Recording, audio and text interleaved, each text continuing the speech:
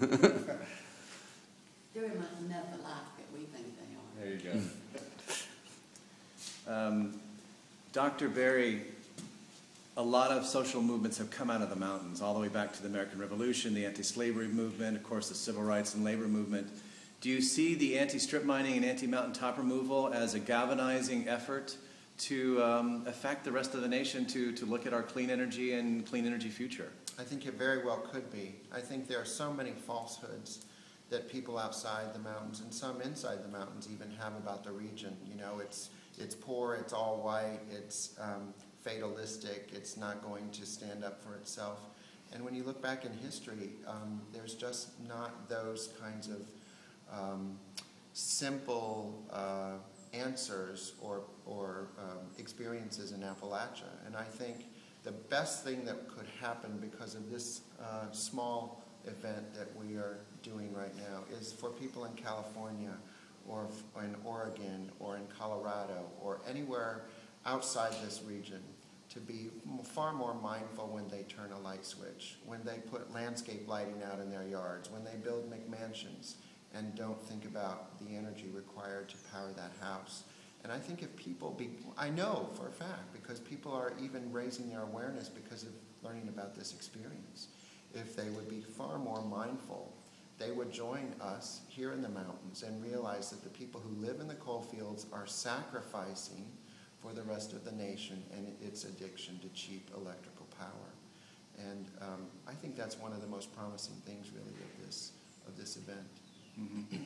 You know, do you think that similar states like West Virginia and Virginia, of course, just passed a major law last week to reduce so much of the regulation on water monitoring with strip mining. Do you think other states where there is coal mining need to have this similar effort of civil disobedience and protest to really draw attention? I've already seen on out there that other people in other states are saying, wait, we can't let Kentucky lead the way. We have to join them. And so I've seen other posts from West Virginia saying, hey, we need to do the same thing in Charleston. So I think it might take root and catch hold. I hope so. All right. Let's go back just a little bit more.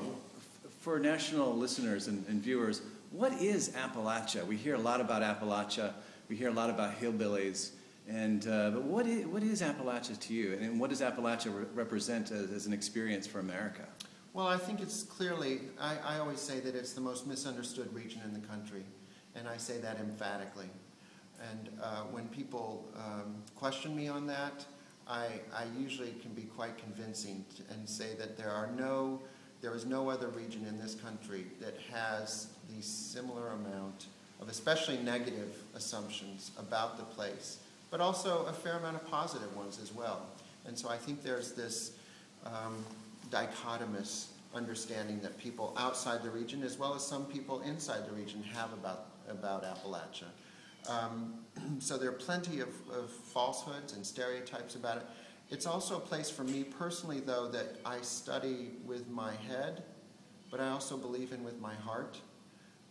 I often say that Appalachia really is like any other place, not only in the country, but in the world, and people who live in the mountains are like other people around the world who are challenged and often marginalized. I say that with my head, but with my heart, I don't know that I always believe it. So there's this romantic view and attachment, dear attachment that I have to the region. But for me, it really is a head and a heart kind of thing that we've created this region, we've drawn a line around it, and we've assumed, therefore, if we draw a line around it, that inside the region is very different from the area or the people outside the region.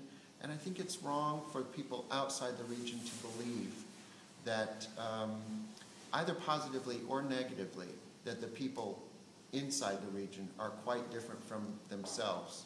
And in fact, scholars of recent years have gone out of their way to remind people that mountaineers are not all that different from people anywhere. In fact, some people say they've shown extraordinary resilience and courage throughout decades of severe challenge and distress, and sometimes onslaught from industries like the ones we're talking about today. All right.